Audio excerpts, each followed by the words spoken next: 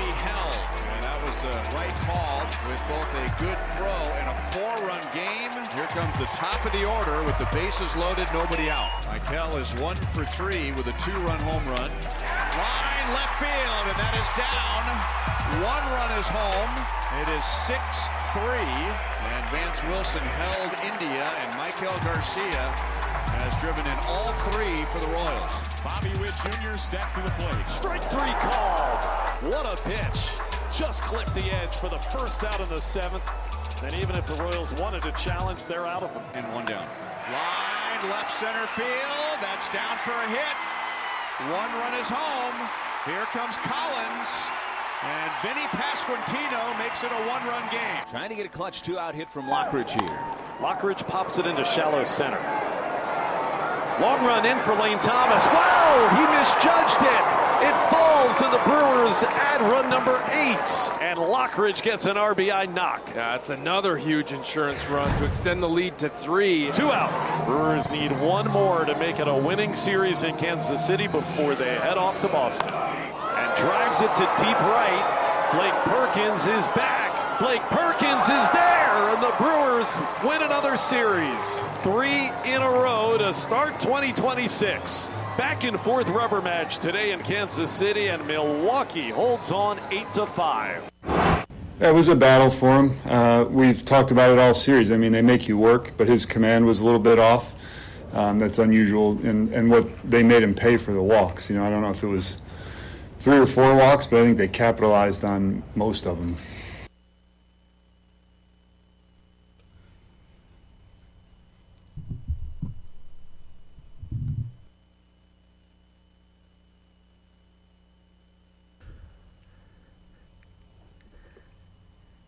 Good morning, Kansas City. Welcome to New Day with SSJ on Sports Radio 810 WHB. For the last day in about a week now, it's New Day without SSJ. He'll be coming home from vacation tomorrow, so you have the big man back in the seat tomorrow. My name is Nate Bukaty. Jake Gutierrez is running the show. Good morning, Jake. How are you? Doing good.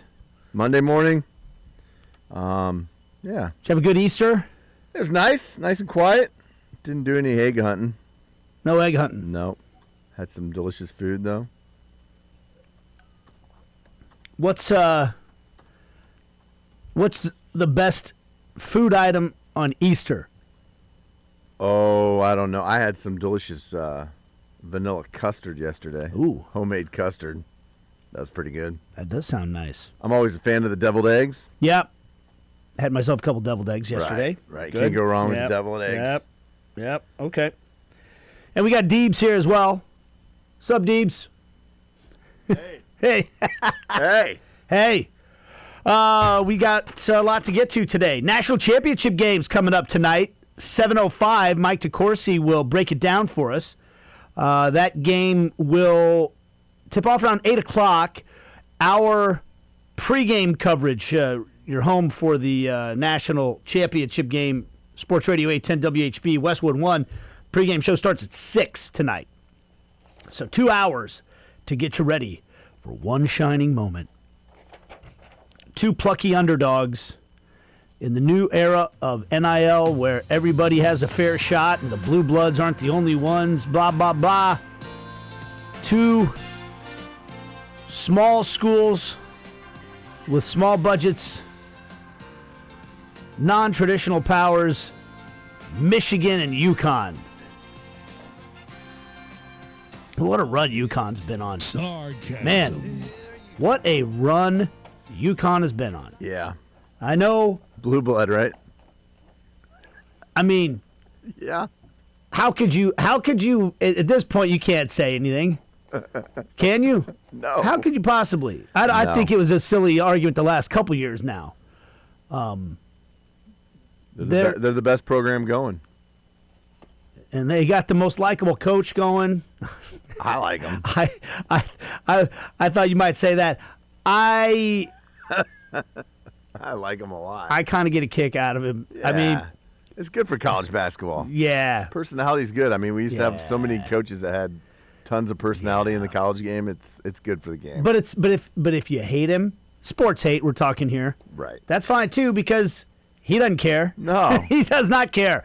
If you don't like him, he might even just kind of like that. I was at the game at Allen Fieldhouse earlier this year, and first of all, every call he is laying into the refs. I mean, every call, even the ones that go his team's way, he's mad. He wants something else. But he, the fans react to him, man. They're chanting his name.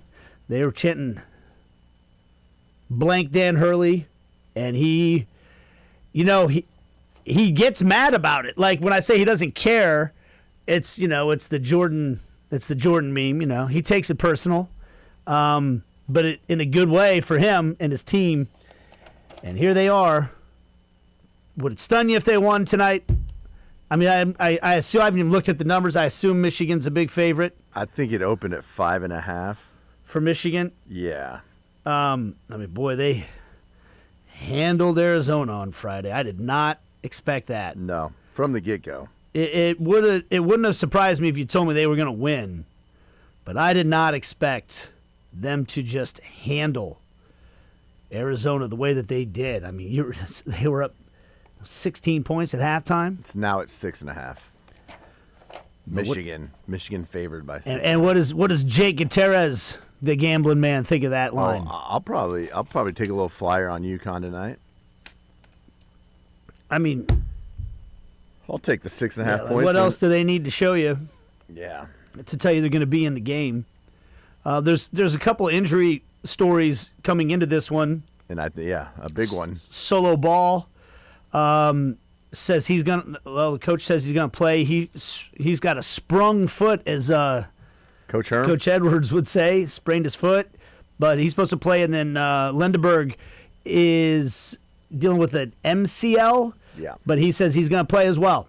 So I think that's a big one. Yeah, I mean they're two. I mean, one star player. I don't know if you call Ball a star player, because I think he's the second leading scorer on UConn's team, 13+ points a game. So we'll break all that down. We got Mike DeCourcy at 7:00. Might play some comments that I sent Jake here a minute ago. There's a decent roundtable discussion about the state of college basketball with Coach Cal and Jay Billis kind of going back and forth.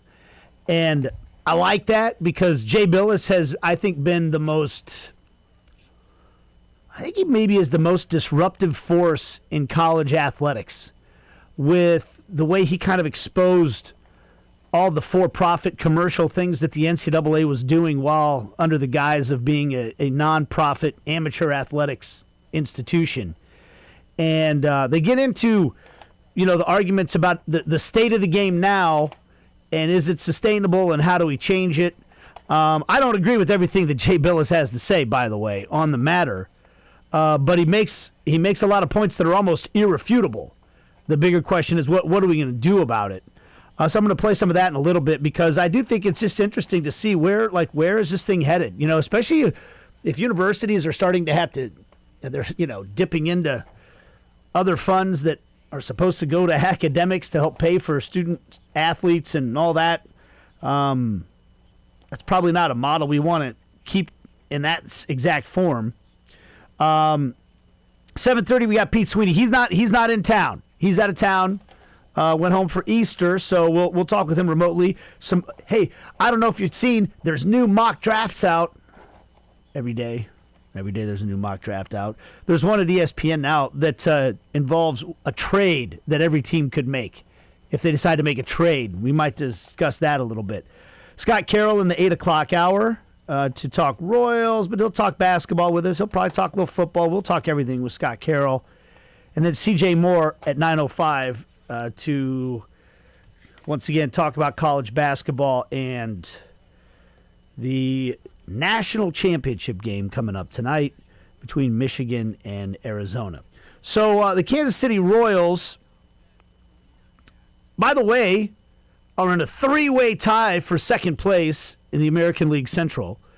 And they're going to be playing against the team that's in first place, a game and a half up, 9 games into the season, the Cleveland Guardians starting tonight, and I think the weather is going to be brutal. When I traveled with the Royals, it was about 4 years off and on that I traveled with them. I was a much younger man. I was in my 20s, and I hadn't been around the country much at that point in my life. Didn't get to travel much growing up as a kid or anything, so I learned a lot of America. It was kind of cool. I got to see a lot of America by traveling with the Royals. And one thing I really remember, like this was 2004, 5, and 6 mostly. So 20 years ago. God, that's crazy. It's cold in Cleveland. Like in April and in May. Like I don't know when it starts to get warm in Cleveland, but I just remember going, like being a month into the season and going to Cleveland and it's still like 35 degrees and rain is whipping in off the lake. The lake effects, baby. Oh, man. I mean, you're right there. And Detroit's cold, but I feel like somehow Cleveland's colder. I don't even know. Maybe it's just the lake. I mean, they're both by the lake, a lake. Me and my geography. I know they're all in the Great Lakes area. Chicago can be cold too. But, I mean, Cleveland I just remember that. And the weather, I was listening to Ryan Lefevre talking yesterday. The weather in Cleveland is going to be the way I remember it this time of year. I think it's going to be as nice and toasty as the 40s today with a big chance of rain. And then it's like 35 for the high tomorrow. So the Bats might be cold as well. We'll see. But it's a big series coming up for the Royals. And they dropped a game yesterday, last game of the series, 8-5 at Kauffman Stadium against a Brewers team that's really good, by the way. That Brewers team's... They won 95 games last year. I think people expect them to have another great year this year. And the Royals were there with them. They had fought back to make it a 6-5 game, but then gave up a couple runs in the top of the ninth. And that's when I heard a statistic that, every once in a while you just hear so many numbers in baseball that most of the time when I hear statistics, my eyes kind of glaze over. But sometimes you'll hear a stat and your head will perk up and go, huh? I believe what they said yesterday was that the Royals, in the ninth inning of games this year, have been outscored. Do you know what the tune is there, Jake, of how much the Royals have been outscored in the ninth inning this year? No, I have no idea. 13-0. That's not good. They've given up 13 runs in 9 games in the ninth inning, and they've scored 0. No runs in the ninth. And both are bad, right? Like that's now 6 of those runs came in one outing. Right. Which okay, we know what happened there. But still they've given up 7 more and they have not scored a single run in the ninth. So some of that you could probably chalk up to, hey, small sample size early in the season. They had one really bad outing. But a lot of that probably comes down to what your bullpen is like versus what the other team's bullpens are like. And that's the part of the team that is the most concerning right now. And that's why Buster Olney told us last week when we had him on the show that he wouldn't be surprised if the Royals added a bullpen arm and did it relatively fast. Like he thinks the Royals will be more aggressive than other teams when it comes. Some teams, they wait till the very end of the trade deadline. Let's see if we're in it. Let's see what we need. Let's see if prices come down. But he thinks the Royals might look at it and say, we got a good baseball team. We need to have a good bullpen if we want this baseball team to really compete for the playoffs. And we can't afford to be blowing games earlier in the year just because we're waiting for the trade deadline. So we'll see if that comes true, because when you take a look at it in its totality, the Royals are 4-5. What does that tell us about how good this team can be or can't be? Almost nothing, right? I mean, it's the NFL equivalent to like we're going into the fourth quarter of the first game of the year. You know what I mean? Like that when you play 10 baseball games, it's like a one game in the NFL, and they're 4-5. Like they're right at 500. So we don't really know anything. But when you look at who they've played, you look at some of the things that have happened already with their closer basically not being healthy or whatever, being out of whack to start the season and going on the IL, to the fact that the actual heart of the Royals order is involving Bobby Witt Jr. hitting 242 right now, Vinny Pasquantino hitting 206, had a couple hits yesterday to get up to 206, Salvador Perez hitting 206. It's your 2, 3, 4 hitters. And I think the thing with Bobby, no extra base hits yet. Yeah. I mean, they're not going. And guess what? He's gonna hit. He's gonna hit. He got a hit in the 9th inning last night. That was a really good piece of hitting. He's gonna hit. I think Vinny's gonna hit. Salvi, maybe I know at some point Father Time's gonna catch up to him. Threw a base runner out yesterday, like Father Time wasn't catching up to him. I think he's gonna hit. So the fact, this is a positive, what I'm saying here, is you're 4-5 with a suspect bullpen so far, and the heart of your order that carried you last year is not hitting. The one guy at the top of the order is Maikel Garcia. He's off to a red-hot start and had another good day yesterday. 3 RBIs, big home run. But I think overall you can look at it and say, okay, it's pretty nice if the guys that we count on the most to provide offense haven't really gotten going yet. Our bullpen hasn't set up the way that we wanted it to. One of our star young players had a big whoopsie and has been kind of benched, since kind of for a couple games, and didn't play yesterday. All those things have happened, and the team's still 4-5. I feel pretty good about that, honestly. And I think it comes down to, for the most part, the starting pitching's been solid. Chris Bubic didn't have a great day yesterday. He gave up 4 runs in 5 innings, 3 walks. His command was not what you're used to seeing from Bubic. But outside of that, and it wasn't like it was a terrible outing. It wasn't very good. He still went 5 innings, which I know Bod says if you can get 5, that's good enough. That's all we need from a starting pitcher. But for the most part, the starting pitching's been good. It's kept the team in games. They've gotten production from guys that you're hoping will be more productive this year, but also that you're not counting on to have to carry the offense, and they're getting production from those guys, so they're in games. I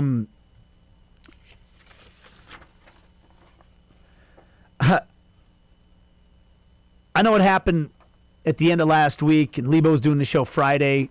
I was traveling on Friday, so I didn't really have a chance to comment on it. I just want to say I feel for Carter Jensen. He'll be all right. I think we've all had to make that drive at some point. It's not fun. We've all made big mistakes, probably. Maybe if you're listening to this, you're like, I've never made a big mistake at work. Okay, good. A lot of us have. A lot of us have made really big mistakes. A lot of us have done it even as adults. And not all of us make mistakes that everybody knows about. I've certainly done that. And I know how that feels. Not fun. Because everybody's got an opinion. Everybody's willing to share them in today's world too, and they can get a hold of you to let you know what they think of you and all those things. On a much bigger scale than anything I've ever had to deal with, because he's a Major League Baseball player. So I just feel for him, but he you know what? It's the kind of thing you grow from. I remember listening to Travis Kelce's podcast and Patrick Mahomes when he was a guest on the podcast. early in his career. He and Kelsey went out partying, late to practice, both got in trouble. They described what their emotions were like in very human terms, driving to the training facility the next day, not knowing that the other one was also late, by the way. And the thing that stood out to me about the story was, like Mahomes was like a rookie, I think. But Kelsey had been in the league for a few years at that point and had had some mess-ups already before that. And I remember him describing it, saying, like, he was cussing himself out, like, you did it again, you dummy, you know? And I think that's of note because we're talking about, like, one of the greatest players in NFL history who made multiple mistakes, you know, not just when he was a rookie. And I'm not saying that makes it all right. I think that the Royals handled it. I actually, some people have suggested maybe they shouldn't have been public about it. They should have tried to keep it in-house. I don't see how you do that. And a lot of times when you spend all your energy trying to cover something like that up, then it becomes a bigger scandal, a bigger issue. Somebody finds out, you know, and it is what it is. You know, kid made a mistake. I thought Vinny Pasquantino was like a very good leader in the way he addressed it, explained exactly what the consequences were. We got a 35-year-old catcher, whatever, that's got to, you know, play a game now he wasn't expecting to play. You know, we were worried about him, all these things, but we still love him, and he's, you know, part of the team. So, but that didn't help, right? Like, that happening early in the season didn't help this team. You went through all these things, you're still 4-5.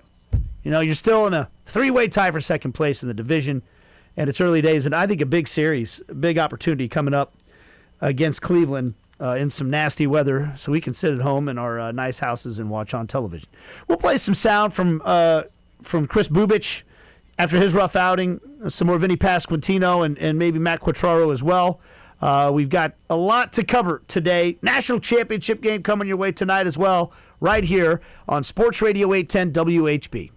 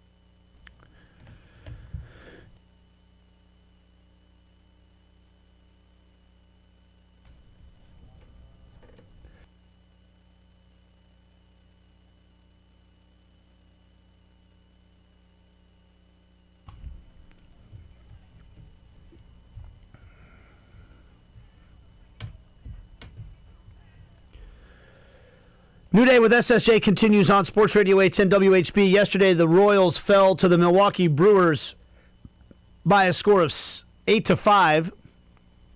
Brewers are 7-2 to start the season, by the way. The Royals split a doubleheader on Saturday against Milwaukee and then lost the rubber game yesterday. It was 6-5, and then in the ninth, the Royals gave up a couple more runs, and the Brewers were able to close it out after that and win the game. Let's listen to Matt Quattraro at his post-game after the Royals loss.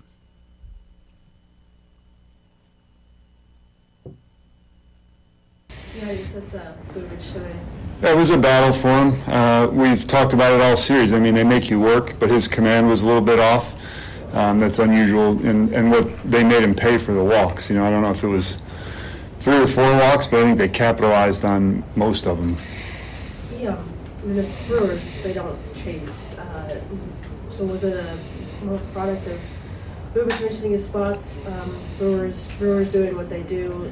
How did you kind of see that play out? I don't think he was sharp. I mean, it's hard to tell from the side, but it looked like there were some bigger misses than what we're used to for him, especially side to side, and normally he's more up and down. How important was it for him to finish off the fifth? Yeah, I mean, we were pretty strapped in the pen. I mean, we knew we had Strom and Ursig that had been rested, but the other guys have been working hard. Zerpa comes in the game, know him so well. First of all, how about the pickoff? Should Tyler be more familiar with Zerpa's pickoff? No, I mean, if it's a left-handed pitcher, you're rolling the dice. You don't know when he's coming over there. The first 2 pitches he was below 1, and then he was a 1-2. So it's a tough situation for Tyler. I mean, even if he guesses right, it's going to be a bang-bang play, and we know that. But we're down by a run there, and we have to take a chance. Otherwise, you're banking on a double or getting multiple hits. So that's what he's there for. The whole ballpark knows that's what he's there for. They know that's what he's there for. So it's just it's a gamble.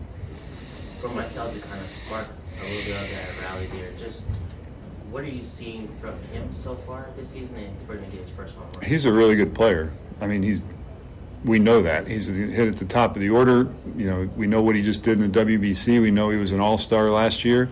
So it doesn't surprise me what he's doing. He's using the whole field. He's taking his walks. He's driving in runs. He's a really good player. Nice to see Vinny come through, too, in that inning after, what we talked about yesterday. Yeah, I mean, he had 2 hits today with guys in scoring position, and none tougher than facing a guy like Zerpa. And that got us in a good spot. Salvi squared that next ball up too, and just unfortunately it didn't go or didn't find a gap. What do you take away from a series like this? We played our hearts out. I mean, it was unfortunate that we didn't come away with a series win. We made it interesting the first loss. Obviously, this was a tight game, but we just have to continue to play good baseball. We had some opportunities again that we didn't capitalize on, but it's a good team that we're playing as well. Majority of their runs this series came with 2 outs. Was that a matter of their approach, or just what makes it so hard to get those Brewers batters out? Yeah, I mean, I think it's a mix, right? I mean, they are good, we know that, but we're good too. And sometimes you got to execute a little bit better with 2 strikes, and some of it's batted ball luck as well. And then first homestand with the new fence line here at the K, just kind of through 6 games, how do you think the new shorter and lower fences played? Yeah, I honestly didn't think much about it. I don't know, there might have been a couple. Yeah, I'm not in a spot right now where I'm, reviewing the fences. I wasn't thinking about that at all right now, but it's fine. What do you see on the bottom right now, specifically that at bat in the 7th inning when you struck out? Yeah, I guess that ball was off the plate. We had used up our challenges, so that was an unfortunate time for that. He's in one of those spots right now where it seems like he's got 2 strikes every time he goes up, so some of it's being pitched tough, some of it is expanding up a little bit at times on the fastball, and in that case, that was out of his hands. Can't imagine the belief in him. Waivers knowing what he's done for you guys, and given that it's 9 games in. Yeah, you're right. Yeah, no question. And then good with the send there on him. Absolutely, he's the fastest guy in baseball, and you get a hit Yeah, guy makes a throw right on the money. All right, so there's Matt Quatraro talking about a couple of outs the Royals made on the base paths, and I feel like that was one of the big themes last year, was that base running was not a strength of the team. They ran into a lot of outs a year ago. And I know J.J. Piccolo talked about it some, that they want to be an aggressive base running team. This is a team that, when they won the World Series in 2015, they were, and in 2014, their magical run, they were very dangerous on the base paths. They used their speed, their athleticism, and their defense to win. And they want to force the issue, force the other team into making good plays. Well, in the third inning, the Royals were in the middle of trying to put some things together offensively. Garcia had just homered to make it 3-2, and Bobby Wood Jr. gets a walk, and he steals second base immediately. Boom, aggressiveness paying off. He's in scoring position for Vinny Pasquantino. Vinny strokes a single to right field, and Bobby Wood Jr. tries to score, and he was thrown out on a throw by Luis Matos that was clocked at 93.4 miles per hour. Good play, and Matt Quatraro said there, yep, absolutely good with it. Fastest guy in baseball, gets a jump off second base, makes him make a play at home. They made a play, and he's out. But that, you talk about like big moments in a game. They've got a somewhat unproven pitcher on the ropes a little bit, and they just hit a home run. They got a base hit, or they got a walk and then a base hit. And, you got Salvador Perez coming up. There's only one out at the time. Do you need to be aggressive there? I mean, you can second guess that. In general, I'm okay with Bobby Wood Jr. going. Then they bring in Tyler Tolbert in the 8th inning as a pinch runner, and he gets picked off. That's one of the things they were talking about there, and that was after India had walked, and at that time it was a 6-5 game. But he gets picked off, and it was funny because the broadcaster said right when Tolbert came in, oh, Zerpa's not going to worry about him. Just going to worry about the batter. Well, he was worried about him, and they picked him off. So a couple of big outs on the base paths. I'm not crushing the Royals for it or anything like that, but those things come into play when you're in a one-run game that goes into the 8th inning. Royals end up losing it by a final score of 8-5. We'll take a break. Back after this on New Day with SSJ.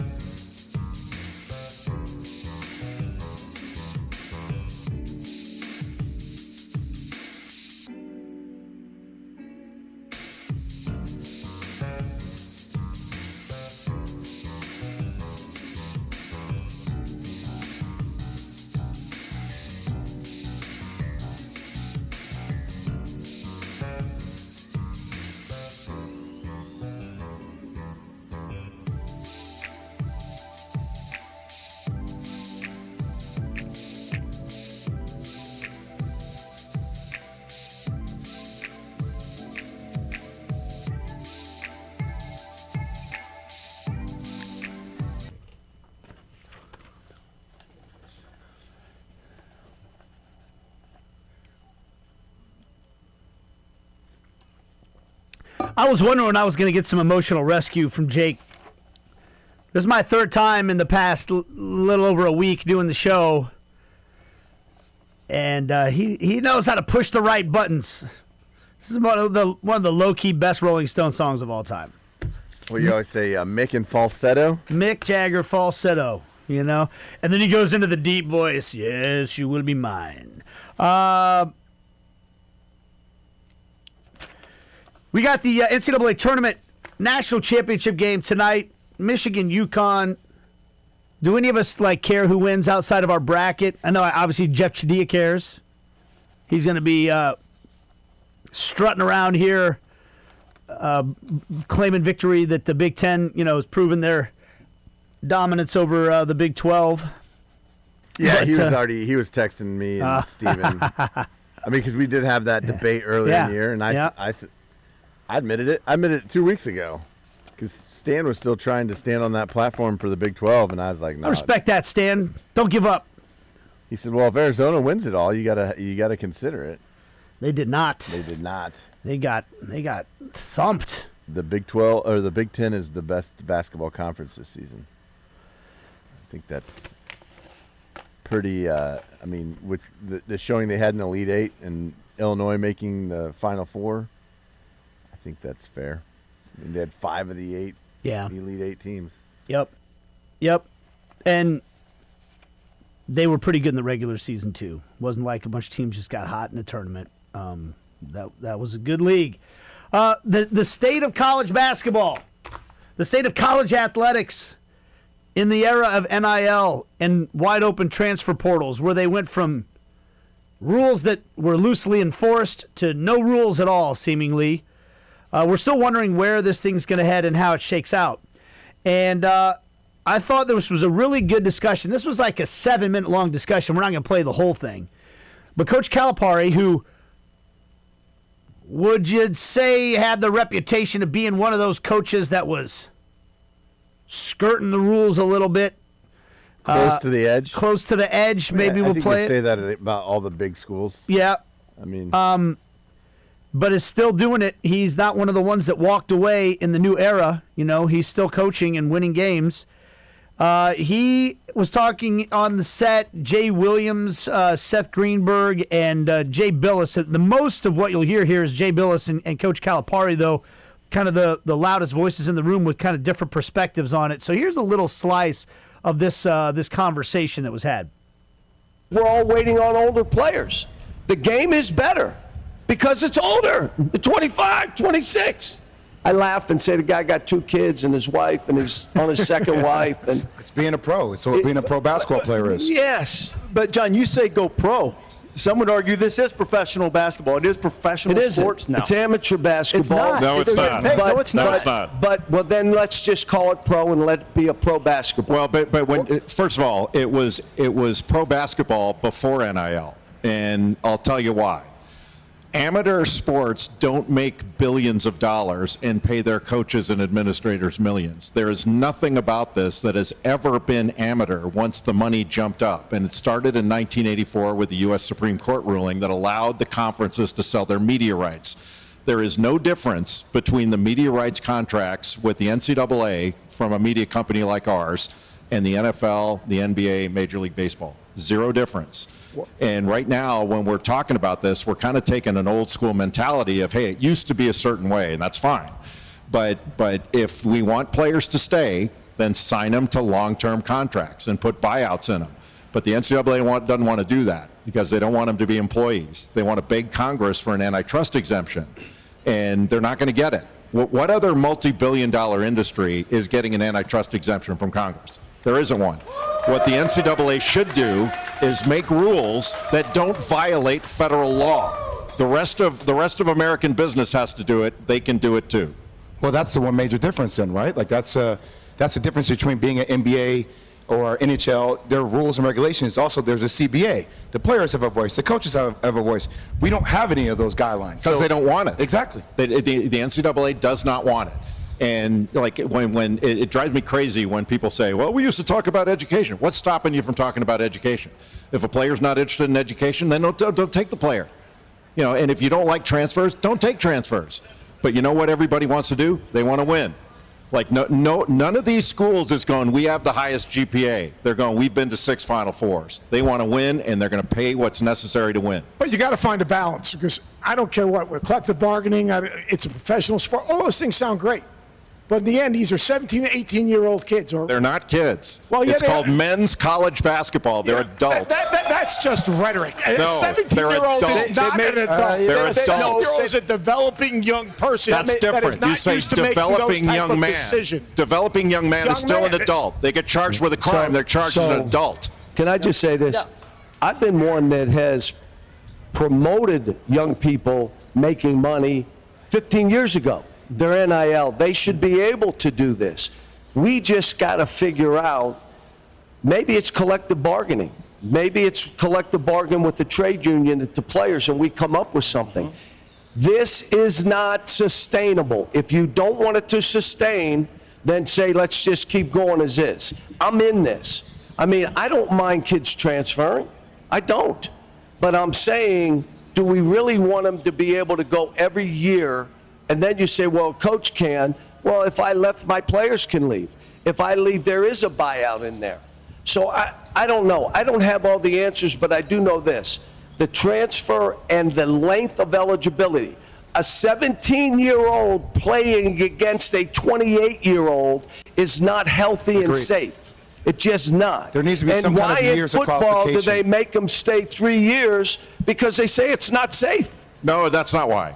The NFL has a collective bargaining agreement. You and I could go back and forth on this and have some fun with it. But they determine, so that's a great point. Like the NFL, it used to be 4 years. You know, college football is 50 years older than the NFL. And the NFL used to have, or excuse me, the NCAA used to have a rule way back in the day that when the NFL was getting going, that if you worked in professional sports, you could no longer work in college sports. So the NCAA, the NFL came to the NCAA on bended knee and said, please don't do this to us. You'll kill us as we're getting going. We won't draft your players until they graduate. And then they started drafting them after 3 years. You know why? Not because they're mature enough now.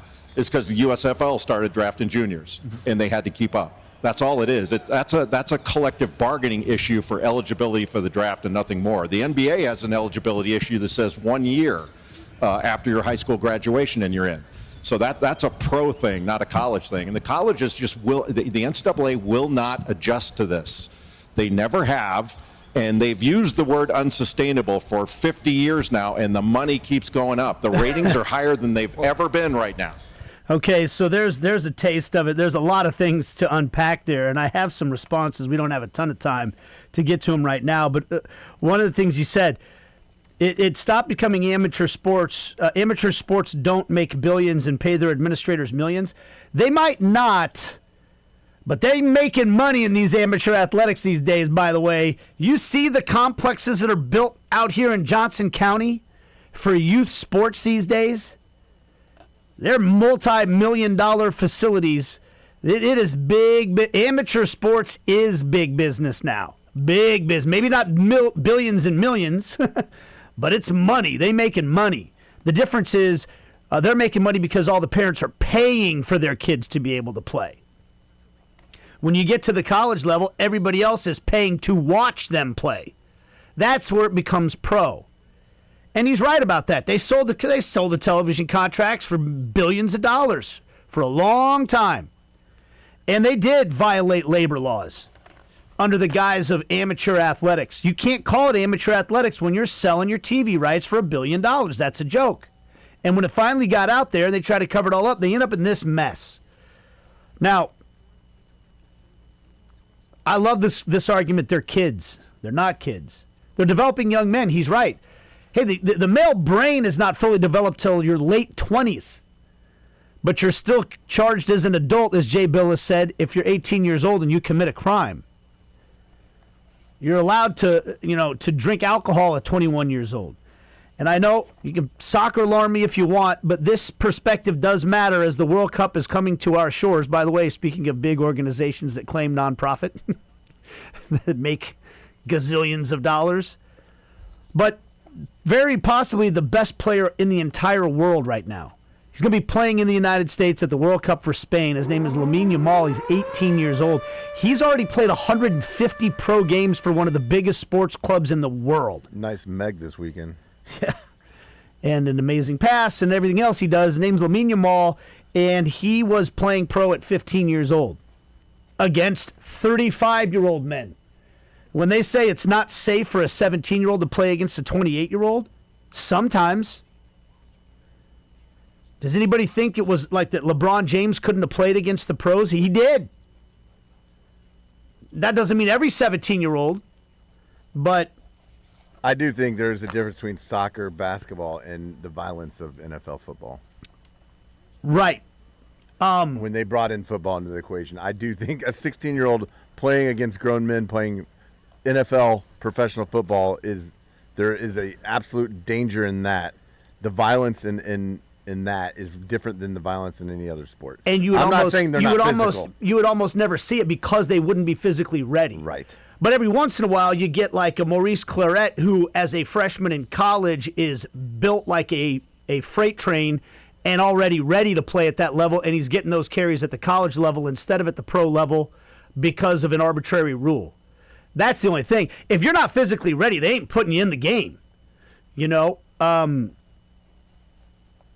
So there's a lot to unpack. We can talk more about it. I think it's a really interesting conversation, and where college basketball decides to go from here is going to be fascinating as well. We'll talk about that, but we'll talk more about the game itself. We got the national title game tonight, and it's a good one. UConn and Michigan. Mike DeCourcy, Pete Sweeney, straight ahead, Scott Carroll, and CJ Moore as well. This is New Day with SSJ.